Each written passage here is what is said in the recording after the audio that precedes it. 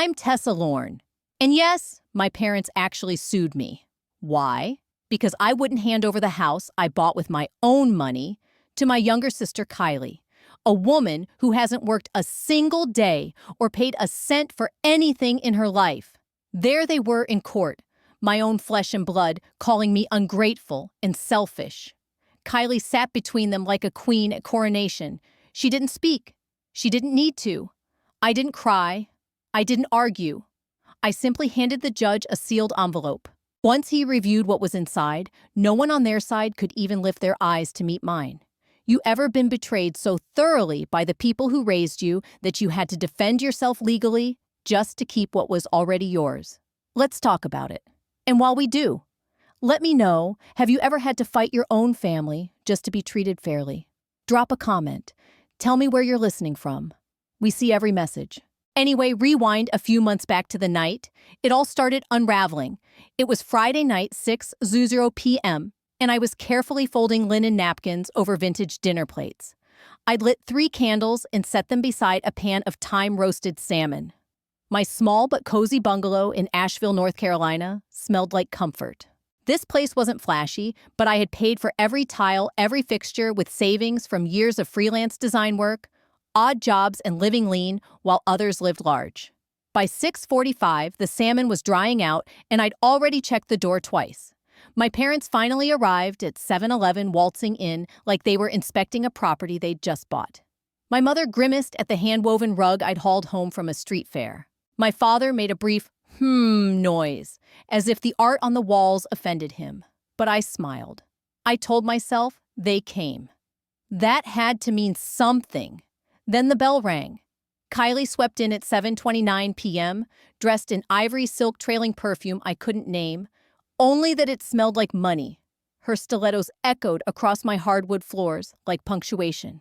She greeted our parents with pecks on the cheek, and their faces transformed. "Oh, Kylie, my mom crooned you could be on the cover of Southern Living." Kylie gave a demure laugh.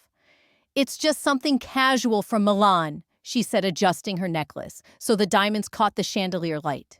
"For the boutique expansion, it's been a whirlwind," she added. Dad beamed. "You're a star. You always land on your feet." I was still standing there, wine bottle in hand, forgotten. Not a single word about the home I'd made or how I managed on my own since 25. They didn't care. Kylie was the golden one. Dinner was flavorless. My mom barely touched the salmon. Dad grilled Kylie about her boutique and next moves. Not once did they ask about my job or life. I sat in silence, chewing shame and time. Once the dishes were cleared and the candles had flickered to puddles of wax, my father leaned back and said, "Can we talk for a moment, Tessa?" I nodded and led him to the balcony. The North Carolina night was warm, thick with summer air and the buzz of cicadas. The street below was quiet except for the occasional crunch of gravel under car tires. "I know this place means a lot to you." He began, his voice lowered, like we were conspiring. "But Kylie's been struggling lately. Your mom and I were thinking it might help if she stayed here for a bit. Just until she gets back on her feet." I blinked. "Stay here. She just needs some stability." He continued, glancing toward the glass doors. "This place has extra room. But this is my home, Dad. I've worked hard for this." Before he could respond, my mother appeared behind him like a summoned shadow. "You're being selfish." She snapped, her voice slicing through the sticky night air. "Do you not remember who carried you for 9 months? She's your sister." "I do remember," I said quietly. "But I can't keep being her backup plan." "Not forever." Mom scoffed. "It's not like you have a husband or kids to worry about. What do you need all this space for?" That one hit deeper than I'd expected, but I held my ground. "I'm not trying to be unkind. I finally have a space where I can breathe." Her eyes narrowed. "Ungrateful." She would have said yes without thinking. She added, already turning toward the door. No one said a word after that. The balcony air turned cold. I didn't cry. I didn't argue. I simply picked up my car keys from the side table, handed Dad his jacket, and walked them both to the front door. We stood beneath the dim porch light as Mom clutched an old brown photo album to her chest. Its corners were frayed, the cover faded from years of handling. She held it like scripture. You still carry that around? I asked, reaching for anything that might still connect us. She looked down and smiled gently. All Kylie's moments are in here. Her dance recital, her spelling bee, her first day of college. I take it everywhere. I nodded, lips pressed together. I didn't ask where my memories were. I already knew. They got into their car without looking back. I stood by the doorway, staring at the small shelf beside it. The only thing there was a worn green leather folder. My father had handed it to me when I finished community college. No card, no hug, just, you'll need this for interviews. I'd kept it anyway. That night, I ran my fingers along its edge like it might explain something he never could. The next morning, I was grading essays when the doorbell rang. A courier handed me a thick manila envelope. I opened it slowly at the kitchen counter. The letterhead read, Buncombe County Civil Court. My name sat beneath a single word, Defendant, Tessa Lorne. I froze. Then I read the first line. My parents were suing me. Breach of informal housing agreement. It read, Failure to uphold implicit family support.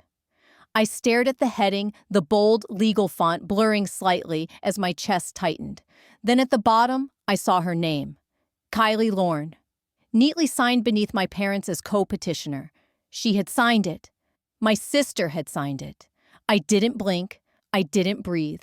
I just stared at the ink, dark and confident, like she meant every syllable of that betrayal.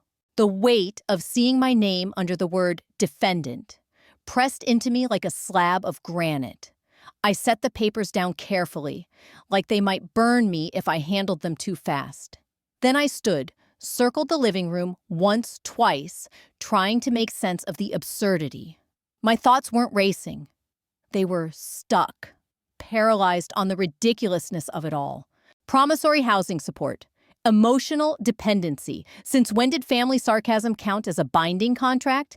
I drifted to the kitchen, hands shaking so badly I nearly dropped the glass as I filled it with water. I leaned on the counter, trying to remember exactly what I had said 3 years ago. It was a Sunday afternoon in late September. I had just finished a 12-hour shift on my feet at the gallery, back aching, stomach growling, but I still swung by the Thai place.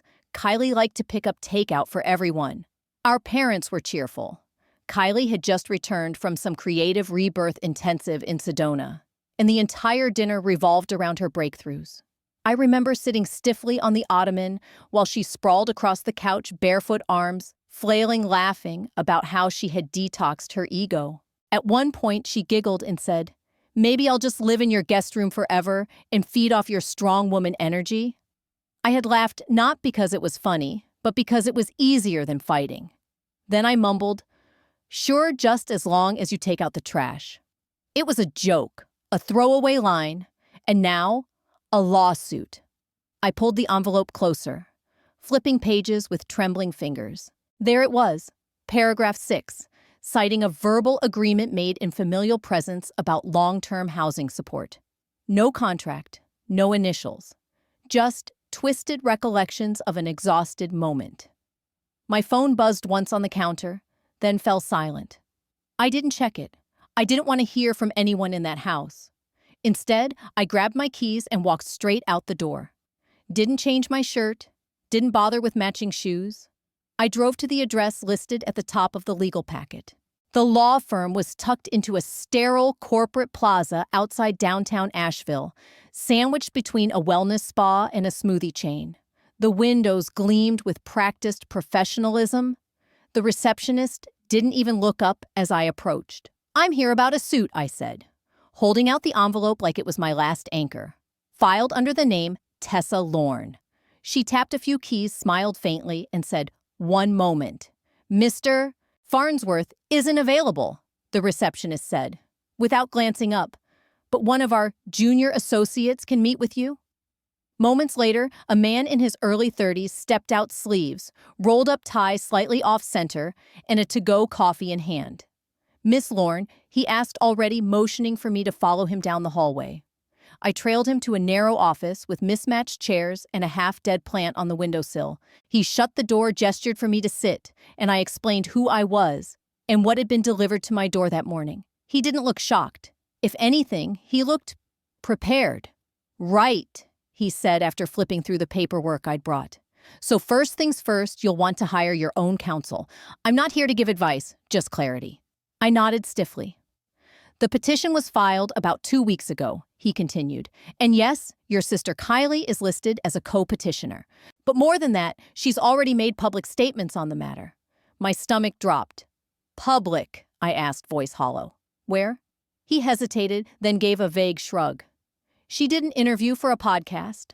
Something about family betrayal. Reclaiming her voice after years of emotional neglect." I stared at him. "She said she was promised safe housing during a difficult transition," he added, flipping through the file like it was a restaurant menu. "She claims she's now being financially and emotionally abandoned. She's never even lived in my house," I said sharply. "Never brought a toothbrush. Never slept on the couch. Not once." He didn't blink. "Then I suggest you start collecting anything that proves that." I left without another word, afraid my voice would crack if I tried. By the time I reached the parking lot, my chest felt like it might explode. I gripped the steering wheel so tightly on the way home that my hands ached. Kylie was spinning a story and people were buying it. In her version, I was the villain. My success, my peace, my small home, everything I had fought for had become the stage for her personal redemption arc. I pulled into my driveway and sat there as the wind picked up and dusk slid across the street. The porch lights flickered gently beneath the string of fairy lights I'd hung last month. I'd wanted this to feel like home. My home. That night, sleep didn't come. I paced the hallway, tore through old folders and notebooks, hunting for anything, texts, voicemails, receipts that might confirm what I already knew. I found birthday cards, old grocery lists, and one printed email from Mom thanking me for managing the mortgage without help. Not enough? Not in court. By 2 a.m., I picked up my phone and called Jasmine, my closest friend since undergrad. She answered groggily. "Tess, everything okay?" "No," I said. "Not really. Can I ask you something?" "Legal?"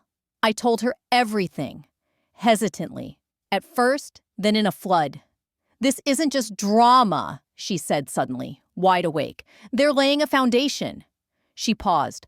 "Pull everything, texts, emails, voice messages, anything that proves they knew the house was yours." I sat, phone still warm in my hand, heart cold. "Well," she added gently, "now, you protect yourself." We hung up just before dawn.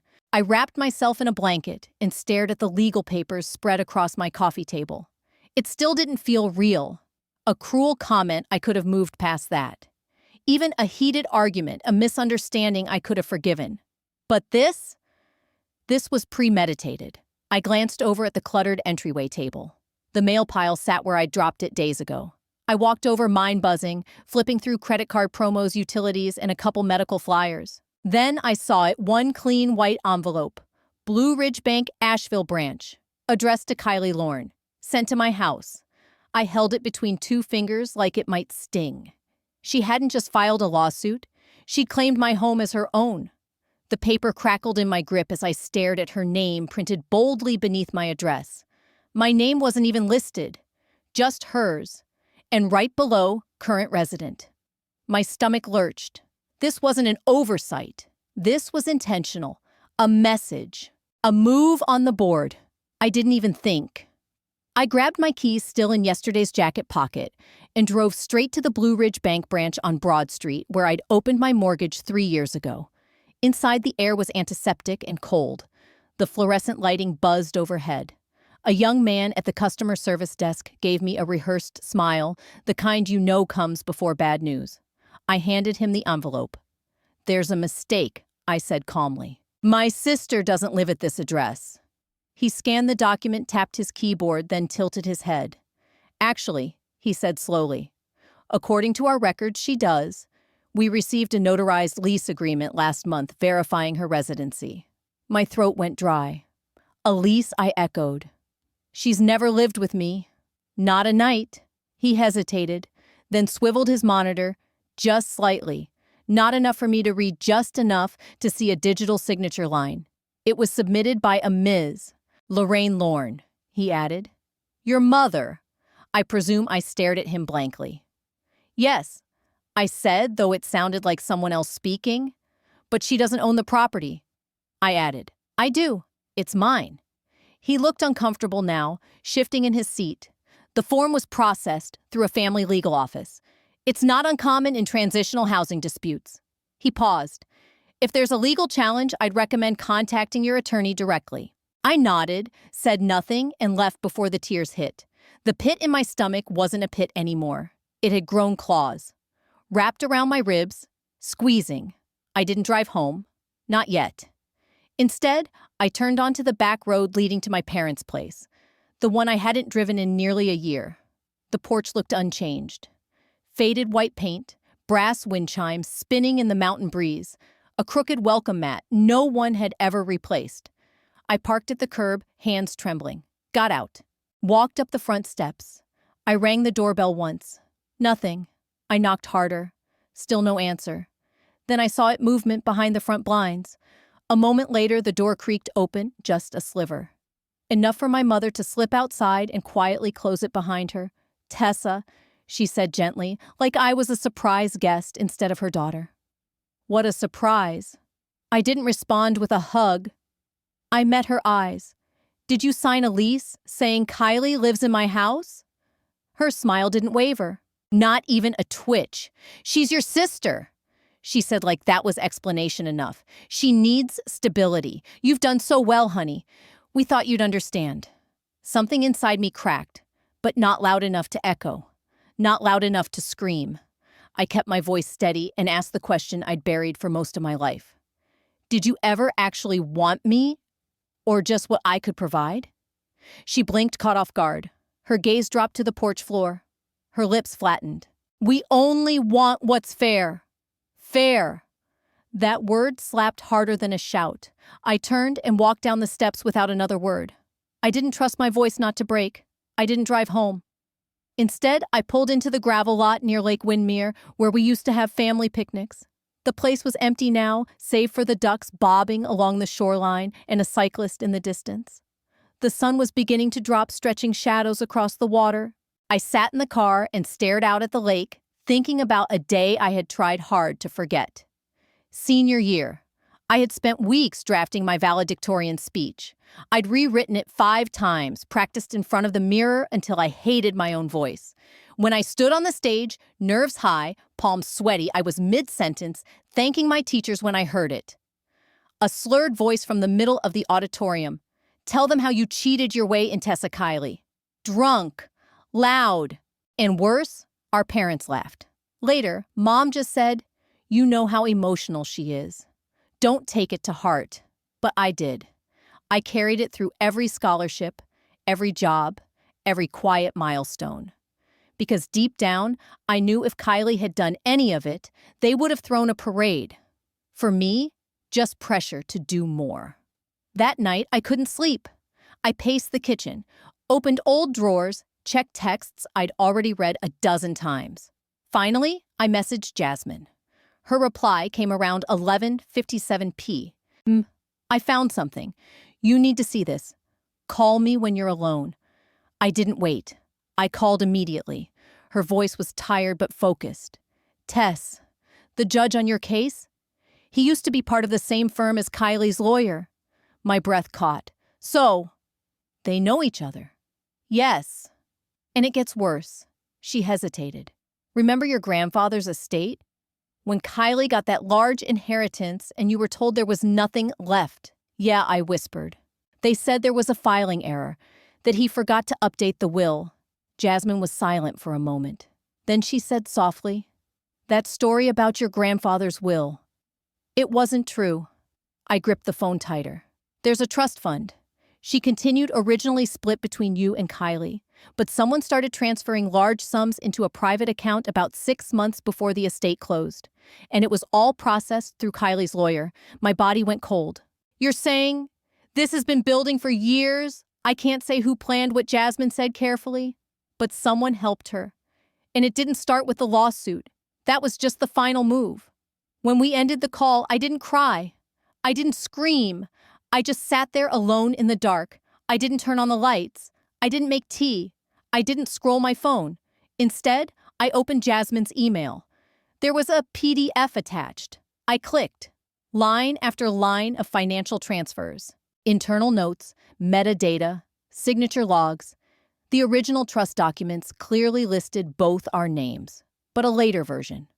Mine was missing, not crossed out, removed, redacted, vanished, no typo, no system error, just silence where I should have been.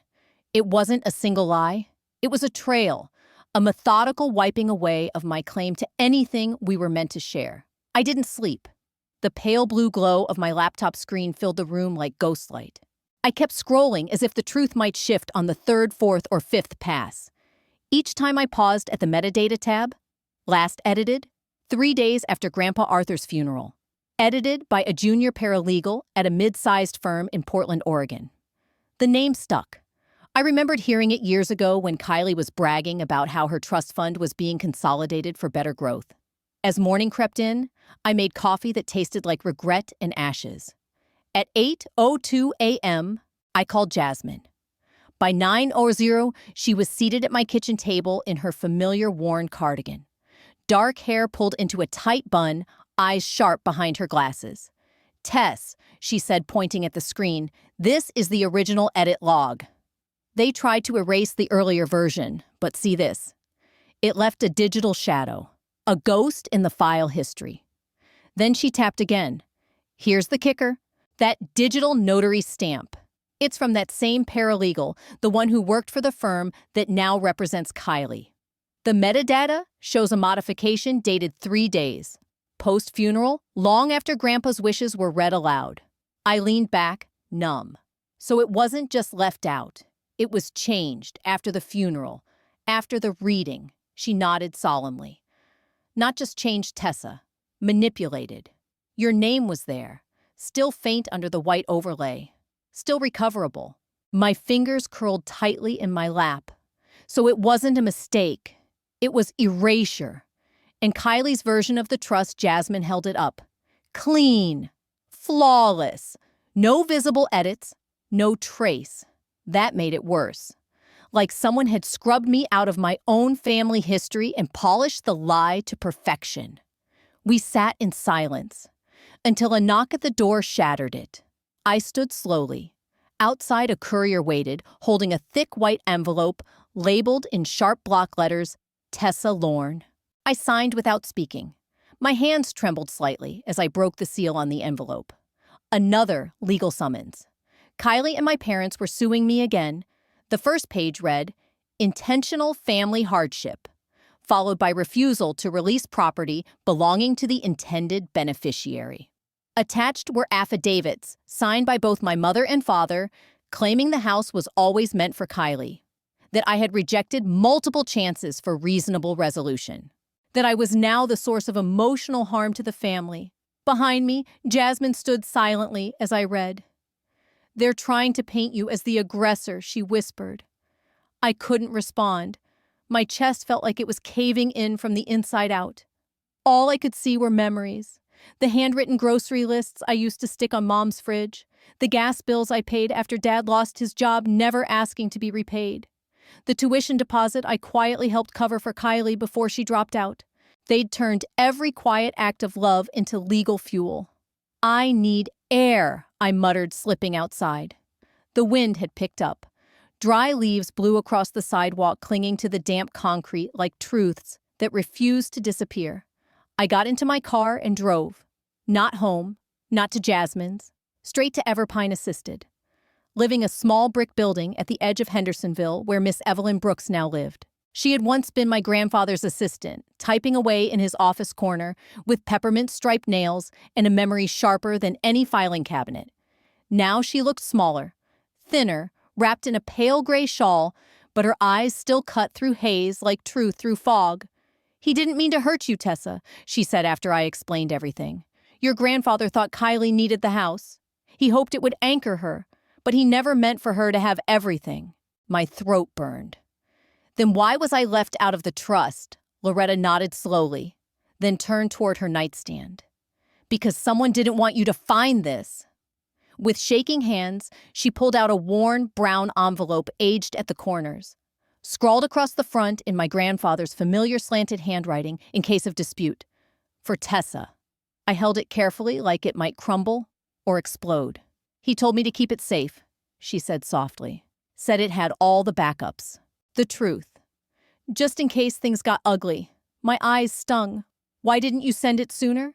I waited, she said, voice like paper. Part of me hoped Kylie wouldn't go this far.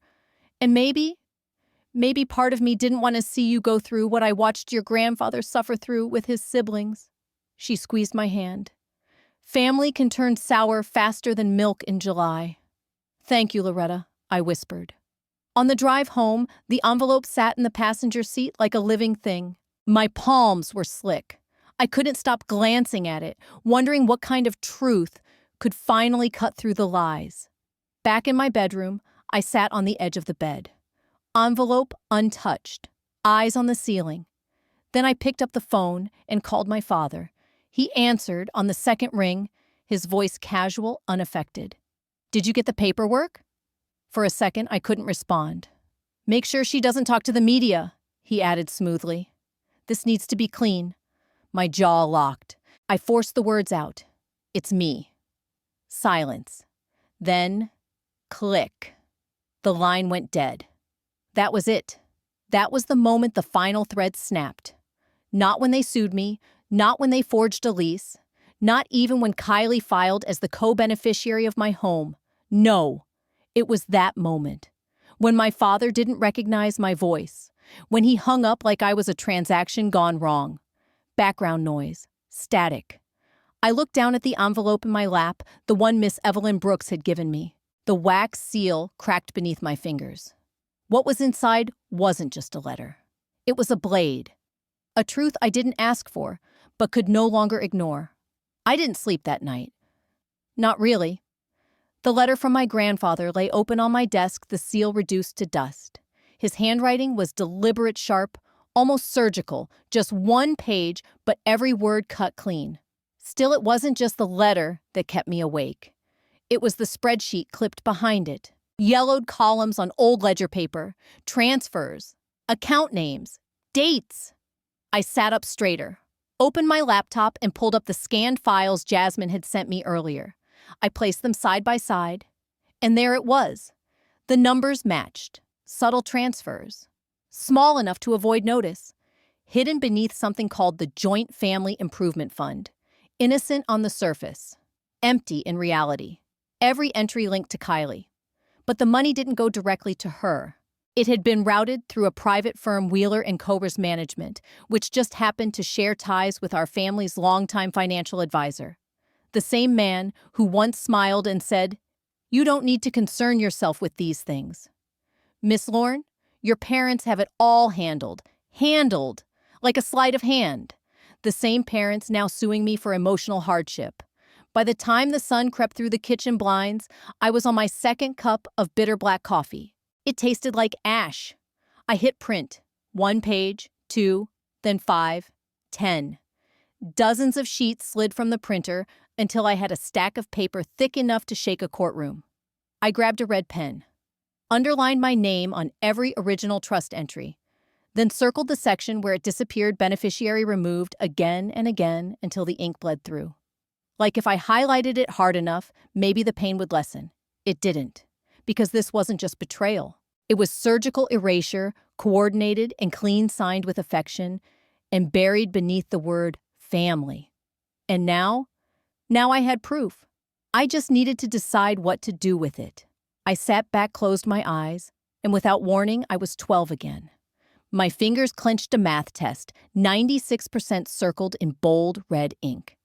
I'd studied every night for a week, stayed late with Mrs. Palmer after school. Kylie. She got a 48. That night at dinner, no one said a word. My father stirred his chili in silence, then looked at me with those cool gray eyes. Next time, maybe just let Kylie win, he murmured. She needs it more than you. So on the next test, I shifted my paper slightly to the right. That was the first time I let her cheat. It wouldn't be the last. And for years, I convinced myself it was kindness, that being the strong one meant giving more. But now I saw it for what it was. Being strong doesn't mean setting yourself on fire to keep others warm. It means drawing a line between giving and disappearing. I wasn't going to disappear again. By 12:03 p.m., I was seated in my living room across from Jasmine and Tyrone Blake, a litigator Jasmine had called in from her old firm. Tyrone didn't speak in wasted syllables. His presence filled the room like an approaching storm, measured and serious. He held the envelope from Miss Evelyn Brooks like it might detonate. "Let me get this straight," he said. "They're suing you for intentional familial hardship." I nodded. "That's not just cruel, that's coordinated." Then he tapped the spreadsheet from my grandfather's trust file. "But what you have here," he continued, this could be financial fraud. And depending on how the trust was structured, we might be looking at elder manipulation." Jasmine's jaw tightened as she looked my way. "You still want to keep this quiet. I don't want revenge," I said, "but I'm not lying down." Tyrone gave a single nod. "Then we go in calm. Facts first, feelings after." We started drafting the countersuit. They dug into real estate law, trust fund stipulations, precedent cases from North Carolina courts. I sat beside them, my eyes drifting back to the letter on the coffee table. I kept flipping to the same line. "I never knew how to show love with words. But this was always meant for you." I wasn't sure I forgave my grandfather, but for the first time, I believed he had tried in his own quiet, clumsy way. Just before sunset, the doorbell rang. Another courier. Another thick manila envelope. My name printed in block letters. I opened it on the kitchen counter. My hands didn't shake. Inside a local lifestyle magazine. Page 3. The headline stopped my breath. "Career woman blocks disabled sister from family home parents. Heartbroken." Beside it, a glossy photo I'd never seen. Kylie, in a wheelchair. Hands folded neatly, chin tucked. Glossy tears in the corners of her eyes. The picture looked pulled from a soap opera. And I knew without a doubt she staged it. She only ever used that wheelchair when she needed to look fragile. And now, the world was watching. "Kylie has no official diagnosis requiring mobility aid," Tyrone noted quietly. "Only public appearances when sympathy was needed. If this story has stirred something in you, if you've ever been painted as the villain for simply standing your ground, don't forget to subscribe to the channel. There's more to come, and trust me, the next part changes everything." The article painted Kylie as the fragile sister healing from emotional burnout. A soul betrayed by her cold, ambitious sibling, the one too wrapped up in career to care about family. It wasn't random. This article was planted timed to sway public sympathy just before court. My name wasn't mentioned once. Just the older daughter, distant, unfeeling.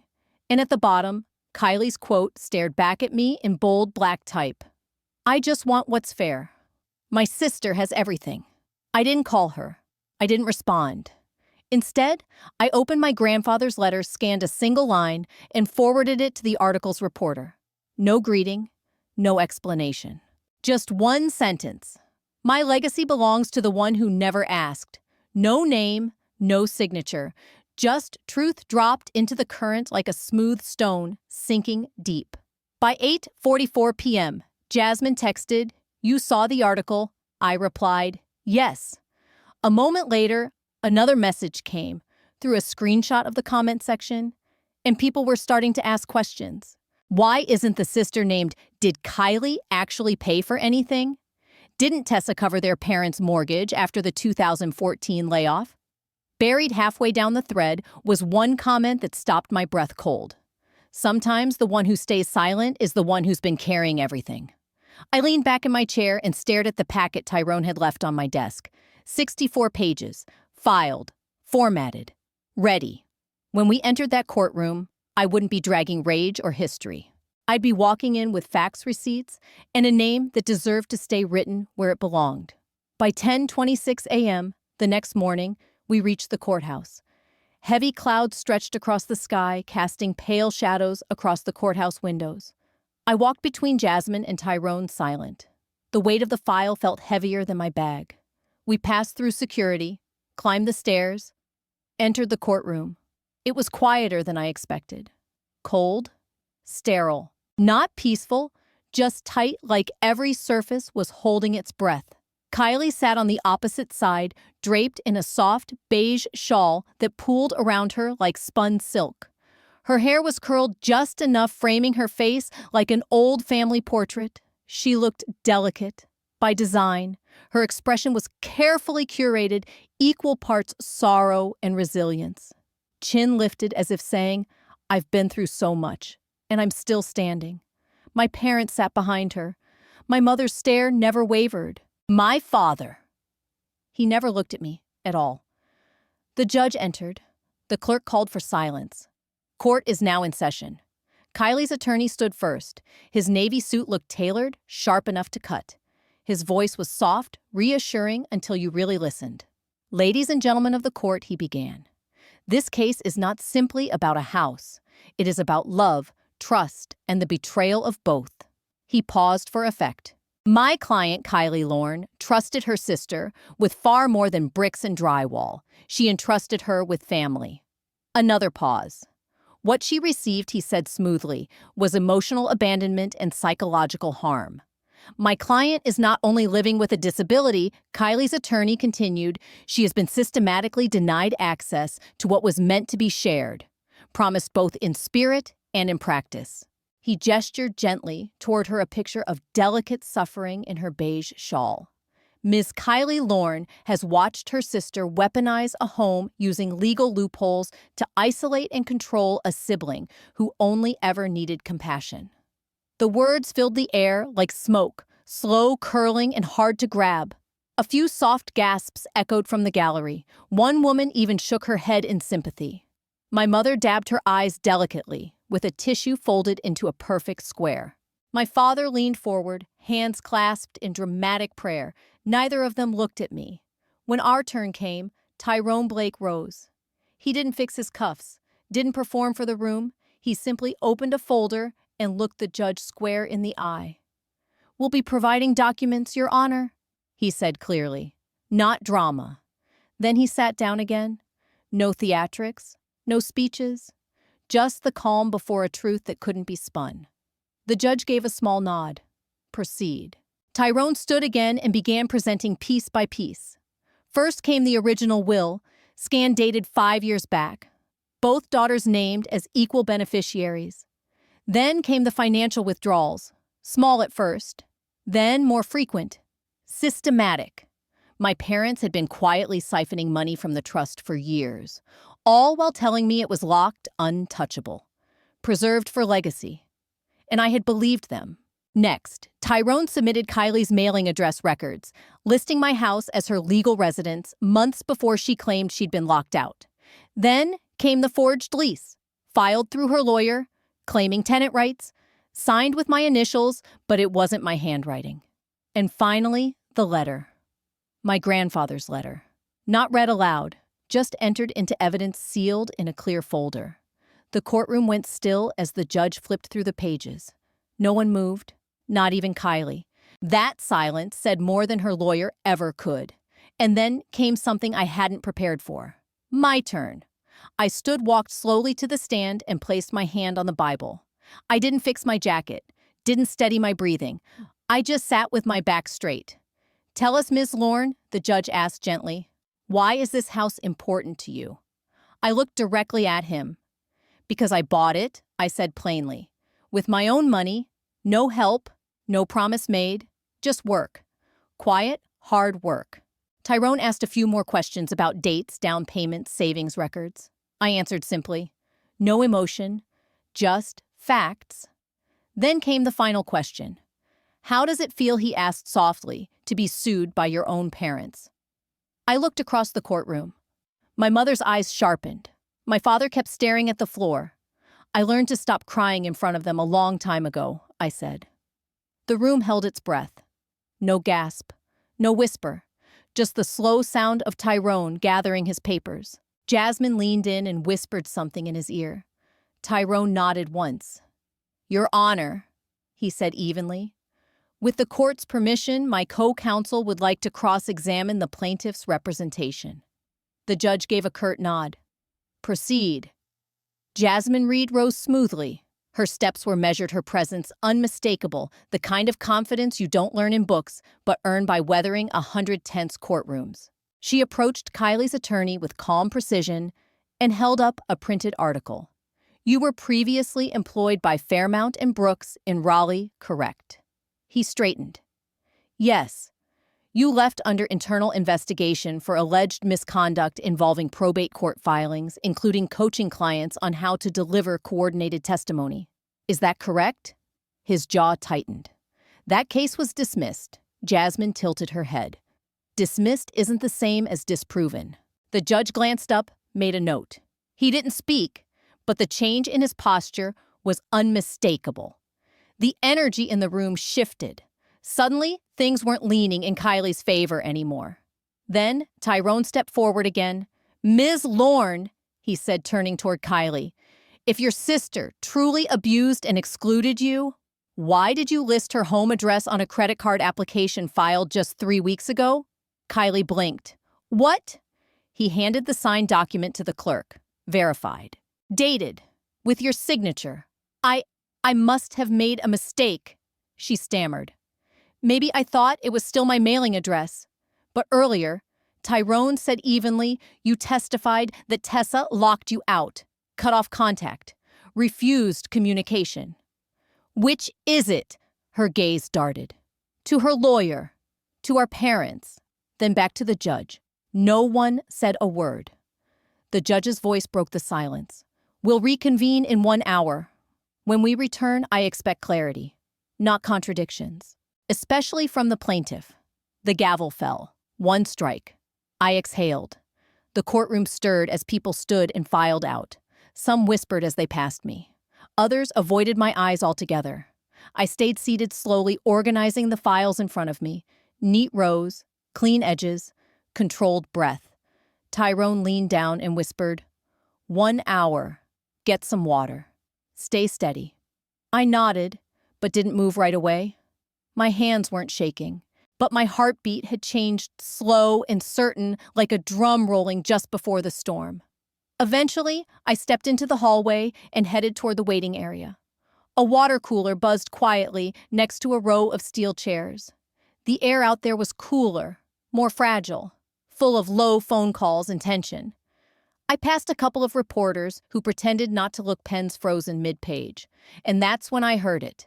Just past the vending machines, near the restrooms, tucked in the corner where no one was supposed to listen, Kylie's voice. You told me she wouldn't fight back.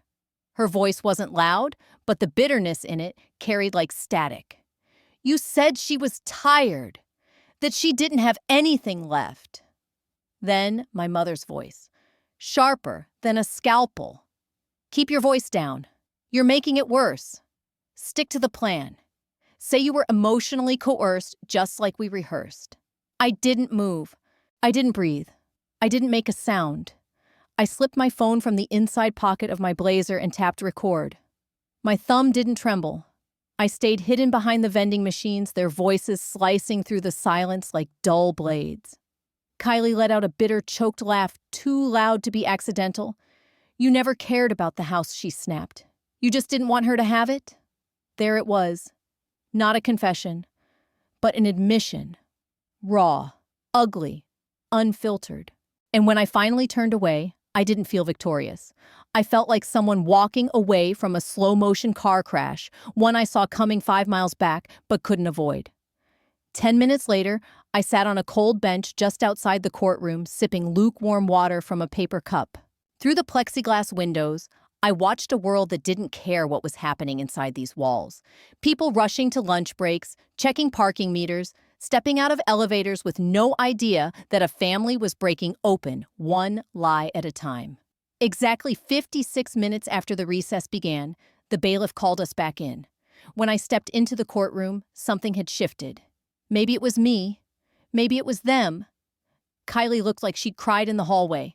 Her lipstick was smudged at the corner of her mouth, a faint red line dragging down her chin like a crack in drywall. My mother sat beside her, stiff upright, her mouth frozen into a shape that looked more sculpted than real. Tyrone stood, His voice, as always, was clear and calm. "Your Honor, we have additional evidence to submit." The judge nodded silently. First, Tyrone presented a notarized statement from the previous homeowner of the Asheville cottage. It confirmed I had been the sole buyer and no other names, family or otherwise, were ever discussed or involved in the transaction.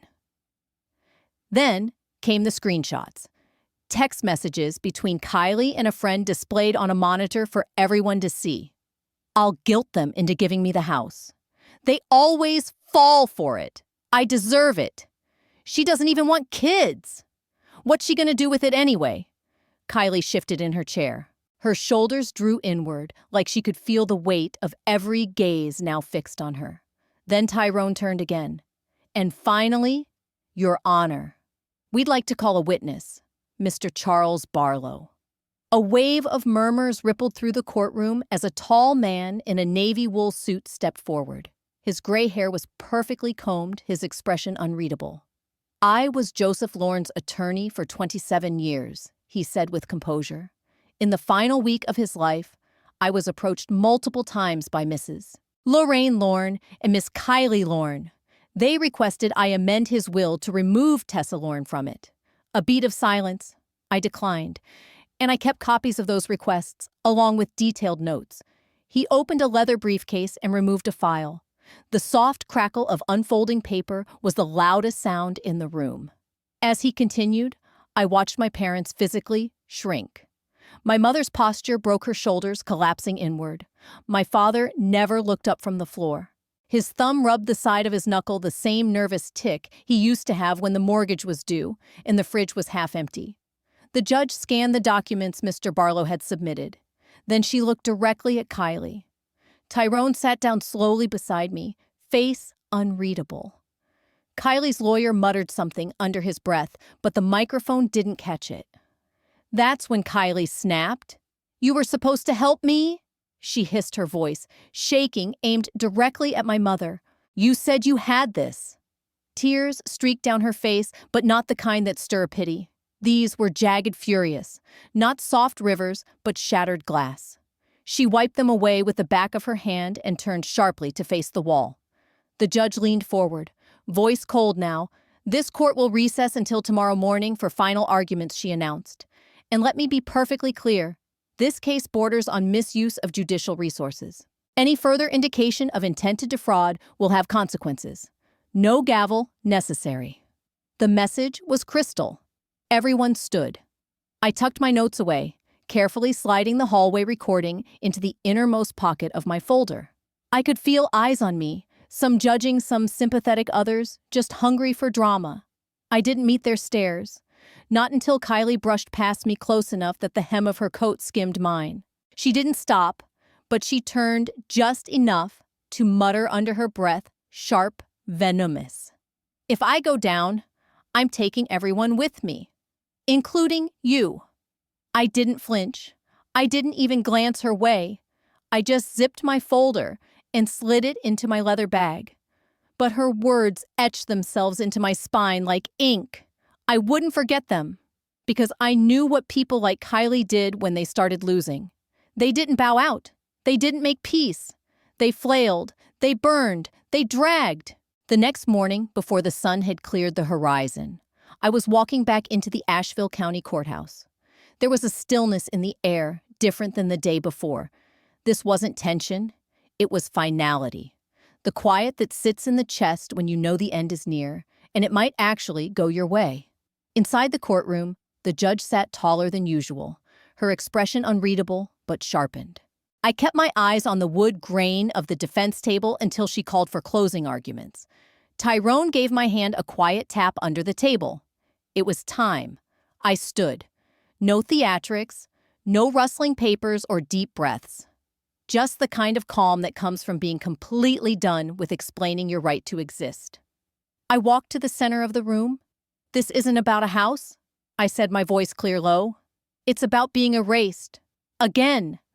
I let that sit. Some people shifted in their seats, unsure if I was done. But I wasn't. Not yet. I didn't fight for this. Because of a property line I said standing in the center of the courtroom. I fought because I was tired of being the quiet one, the one everyone assumed would fold. I watched you rewrite history while I stayed silent, but silence isn't consent, and I refused to disappear this time. I didn't cry. I didn't raise my voice. I just let the words land. When I stepped back to my seat, I caught a glimpse of Kylie, her hands clenched in her lap, jaw locked so tight I could see the muscles twitching. My mother's eyes never rose to meet mine. My father stared at the floor like he could count the lines between the tiles and make it all go away. Tyrone Blake stood next. He adjusted his glasses and walked to the center without pause. "Your Honor," he began, "we've already established that the property was purchased solely by Miss Tessa Lorne, with no financial contributions from Miss Kylie Lorne or her parents. But beyond the transaction, I'd like to present a pattern." He clicked a remote, and a spreadsheet appeared on the monitor beside the judge's bench. Over the past 5 years, he continued, Kylie Lorne has received approximately $127,400 from her parents, categorized loosely as family assistance, rent, car repairs, credit card bailouts, vacations. A ripple of quiet gasps moved through the gallery. Tyrone turned toward me. By contrast, Miss Tessa Lorne has received nothing. Zero. In fact, she was often the one covering family birthdays, holiday dinners, and even loaning money that was never returned. I turned then and looked at my mother. She didn't blink. And yet, Tyrone continued, when Miss Lorne finally purchased a modest home after years of consistent work, her family's first reaction wasn't celebration. It was entitlement. He let that word hang in the room. Then he calmly removed a final document from the folder in his hand. This, he said, is a transcribed voicemail sent from Kylie Lorne to an ex-partner. He read clearly. She says, and I quote, "She's weak. I just have to act broken, and she'll fold. She always does." The courtroom rustled, not with shock, but with something colder. Disgust. Kylie's face flushed deep red, not with embarrassment, but rage. She turned and hissed something to my mother, who reached for her arm. Kylie yanked away. The judge leaned forward, her voice even and sharp. "That's enough," she said. "I've heard all I need." She shuffled a few papers and picked up her written ruling. This court finds no merit in the claim filed by Miss Kylie Lorne. The property in question is and remains the sole legal asset of Miss Tessa Lorne. No transfer is warranted or enforceable. Kylie let out a shrill, "You've got to be kidding me." The judge didn't blink. Furthermore, due to the frivolous nature of this lawsuit and clear signs of personal vendetta, I am referring this case to the district attorney's office for review under malicious prosecution statutes. The room fell silent. My mother's mouth parted, but no sound followed. My father's hand shook as he adjusted his tie, but he never looked up. Kylie stood abruptly. "You turned our family into a court case." Kylie spat, rising to her feet, eyes burning. I stood too. Not with anger, just resolve. "No," I replied softly. "You all did when you tried to rewrite what was mine. When you decided she deserved more simply because she was louder." Kylie's mouth twisted. I needed help. That house was a lifeline.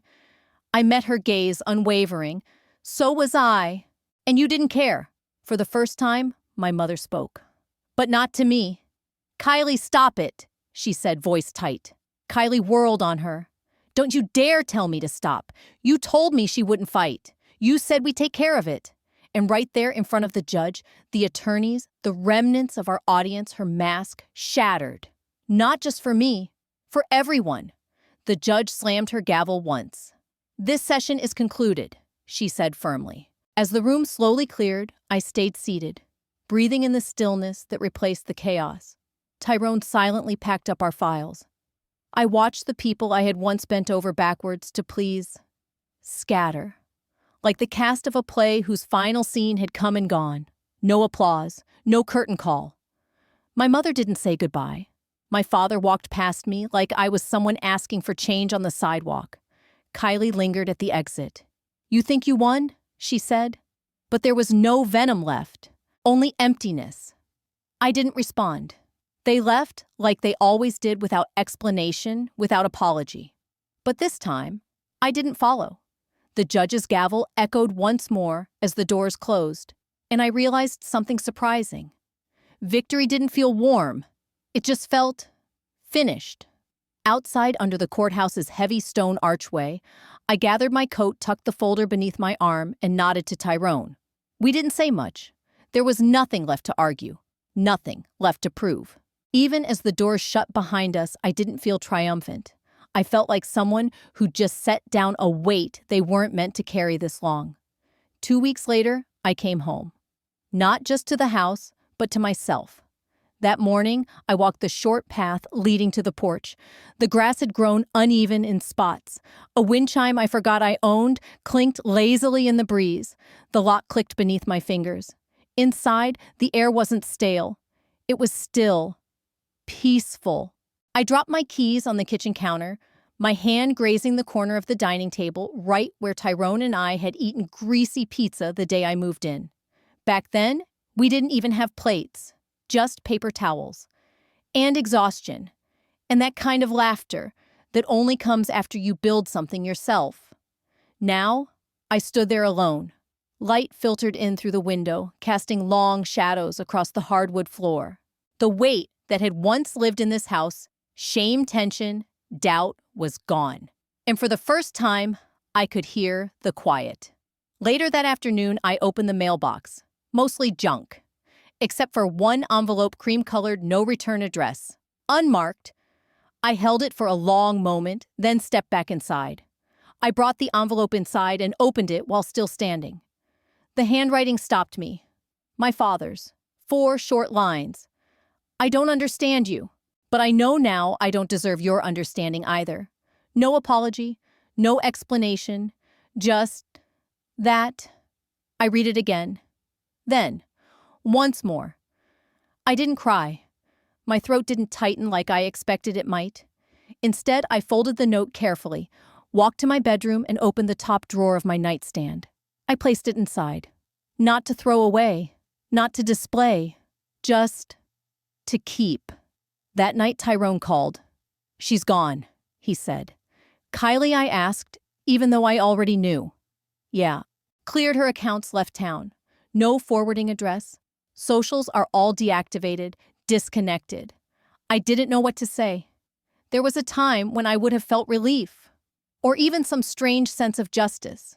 But now I thought I'd feel something. I admitted. "I know," he said. "But sometimes the people who don't say goodbye, they're the ones we were never meant to follow." We hung up a few minutes later. I sat by the living room window and looked out at the quiet street. No cars, no footsteps, just the wind brushing gently through the trees. The next morning, I picked up a paintbrush. The guest room, once designated for Kylie during her visits, or for my parents when they needed something, had always felt like a space on loan, a pause in my own home. I stood in the doorway for a long time. Then I opened the window wide and let the light flood in. I didn't pick a color to please anyone. I chose mine, a deep lavender, like the wildflowers that used to bloom behind Grandma Ruth's porch every spring. I painted slowly, deliberately. Each stroke was a reclaiming. When the final coat dried, I brought in an easel I'd ordered months ago and never had the courage to unpack. I placed it near the window and unwrapped a blank canvas. And for the first time in years, I started to paint again. It was something I gave up long ago. Not to prove anything, not to earn a seat. Just because I finally remembered I deserve color in my own life. After my mother called it a distraction for people who don't carry responsibility, so I gave it up. I earned degrees, I built the life, I bought the house, I wore the mask. But now, this room, this color, this act, they weren't about approval. They were about me. That evening, as I rinsed paintbrushes in the sink, my phone buzzed. It was Tyrone. A short video.